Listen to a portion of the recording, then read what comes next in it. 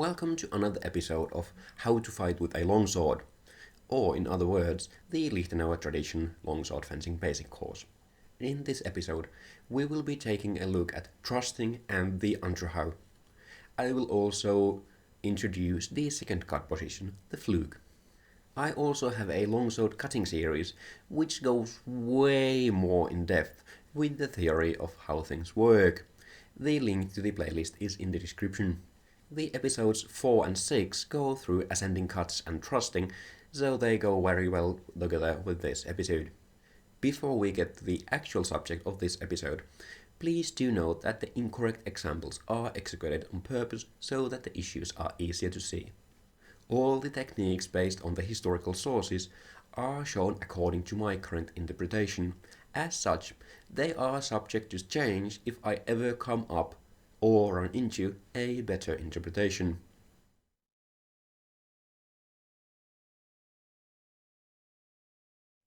As I mentioned in the previous episode, the four guard positions, or the Verläge, are one of the Hauptstücke. In this episode, I will show you another guard position. That is the Flug.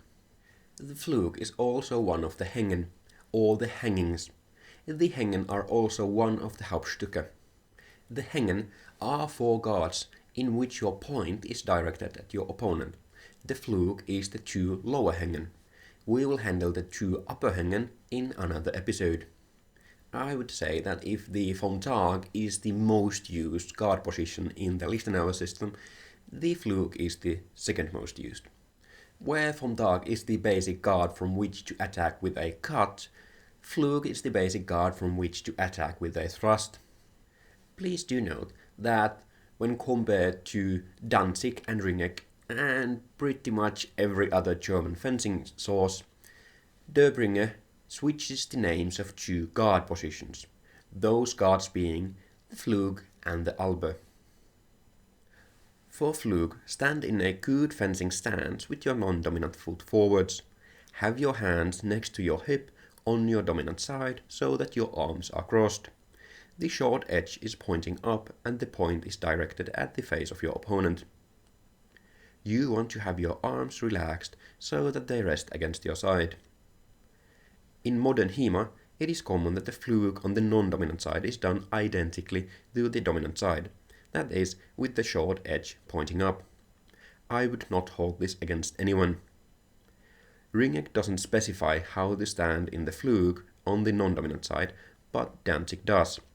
Döbringer simply describes the Flug, or Alber as he calls it, as the underhanging. In Danzig, Flug on the non-dominant side is done so that you have the long edge up. To get to this position, stand in the Flug as you would on the dominant side. Then use your thumb to rotate the sword towards your dominant side. This turns the long edge up and brings your thumb to the inside. Make sure that your wrists stay straight. When standing in Flug on either side, don't bring your hands backwards, or forwards, or to the side, or to the center. Simply keep your arms relaxed. Also make sure that you don't let the point go offline. It must point to the face of your imaginary opponent.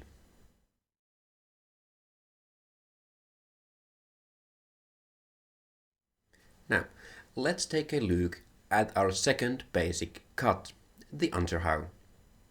The Unterhau is the basic ascending long edge cut. We will be cutting from Flug, as that is a rather common guard to cut with Unterhau from. In the first exercise we will be doing the cut in parts so that it is a bit easier to do. Stand in Flug on the dominant side. Bring the point of the sword up, then back and finally down.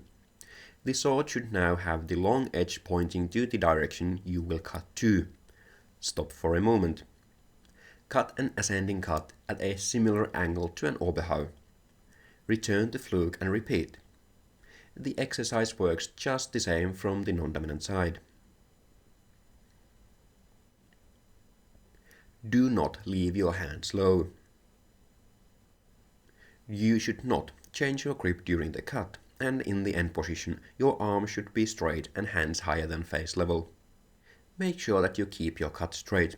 It is a common mistake to bring the sword straight up at the end portion of the cut. Next we'll do the same drill, but without the pause. Bring the point of the sword up, then back, and finally down in a smooth motion. Cut as soon as the sword is correctly angled. Return to fluke and repeat. Remember to also do the drill from the non-dominant side. Then the same exercise but with a passing step. Simply cut with a passing step, return to fluke and cut again. Repeat. Start the passing step roughly at the same time as you start the cut. You can also try different cut timings as explained in the previous episode. Then parrying and underhow. This is done in a position similar to fluke. In the drill, the coach stands in a dominant side fluke and cuts an underhow with a passing step targeting their partner's head. The trainee stands in vom Tag on the dominant side. As the coach cuts, the trainee brings their sword down to a fluke-like position. The difference is that they have their hands further forward and the point slightly to the side. You can think of this as cutting a very downwards aimed Oberhau against the incoming Unterhau. Be careful of the trainee's fingers in this exercise. If you have gloves, it is advised that you wear them. You do not want to bring your hands or point too much to the side. As with the previous paired drills, as the trainee learns to parry properly, they should skip a parry every now and then. This makes sure that the coach is actually making a proper cut aimed at their head.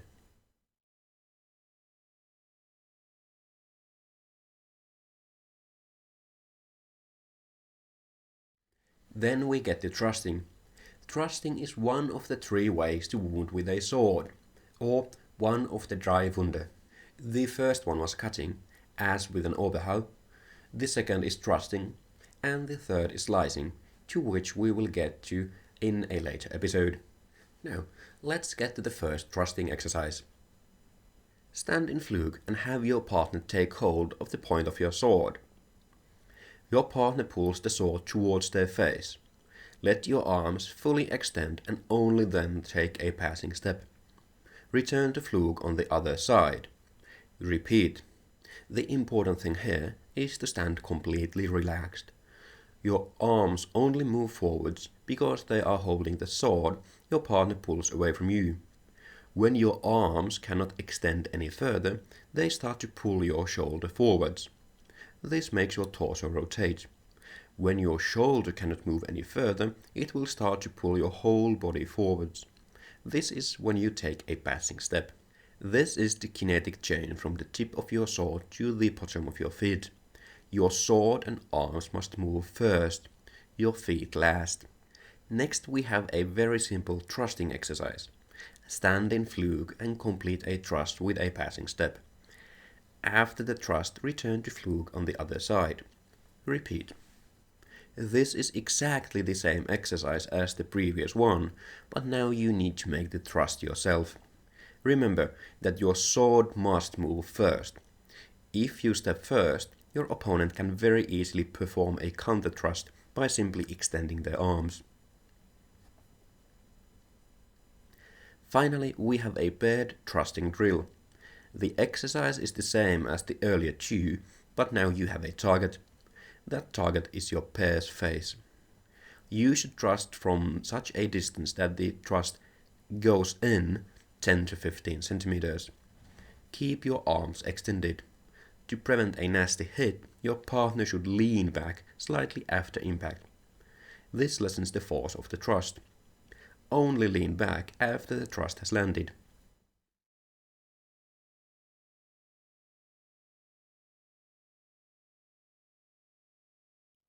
Next is thrusting in opposition. This simply means that you thrust so that you close your opponent's shortest or most obvious attack line. In Lichtenauer tradition terms, the action is basically inwinden, but I'll talk more about that in the Winden episode. For now, it is enough to know that you want to move your sword so that it is between you and your opponent's sword. For example, if your opponent is standing in fluke so that their sword is on the left side of your sword, you want to wind your sword to your left side during the thrust. The exercise for this is the following. Both fencers stand in fluke on the dominant side. As the trainee trusts, they turn their sword so that they get their strong to their partner's weak. After they complete the thrust, the coach can make a simple forward thrust to make sure that the attack line is closed. The coach must not try to go around the sword by moving their hands to the side. Thrusting in opposition only closes the direct thrusting line.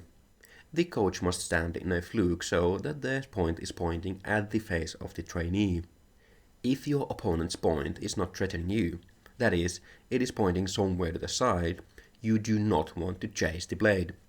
You don't need to get into a bind with your thrust. Simply thrust as you would if your opponent was threatening you with a direct thrust. Simply turn your sword to the side slightly to close the line.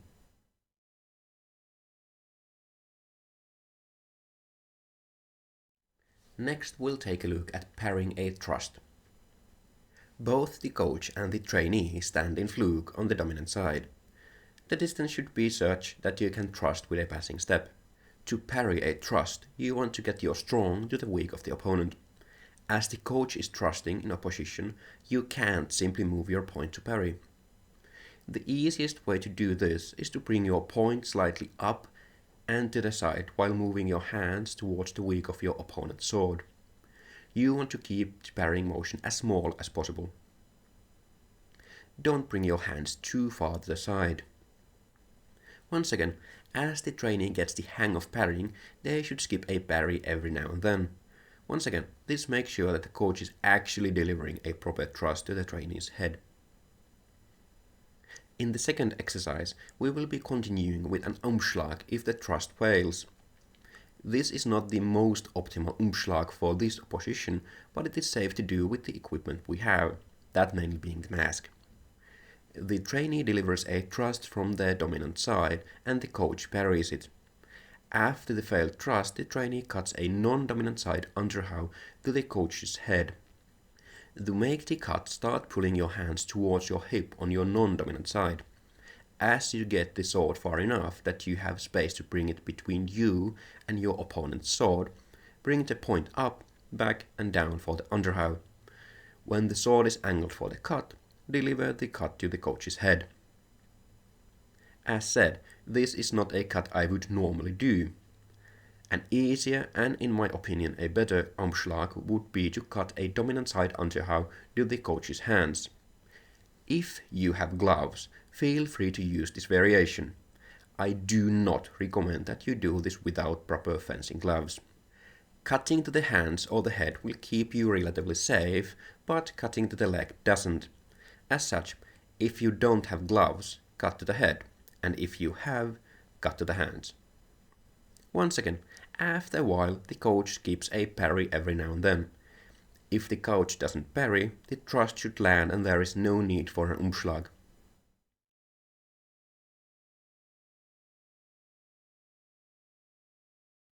Before we get into the recap, go and tap that like button and subscribe if you haven't already.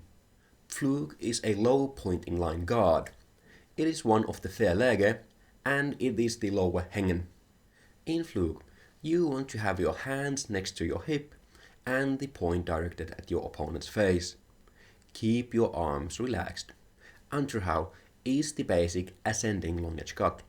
In the end position, you want to have your hands high and arms straight. The point should be pointing roughly forwards. When thrusting, you want to extend your arms first and only then take a step. If you step first, it is easy for your opponent to perform a counter thrust by simply extending their arms. When thrusting, you want to do so in opposition. This means that you want to close the shortest or the most obvious attack line from your opponent. To parry a thrust, you want to get your strong to your opponent's weak. This is easiest by turning the point slightly up and to the side while simultaneously moving your hands towards the weak of your opponent's blade.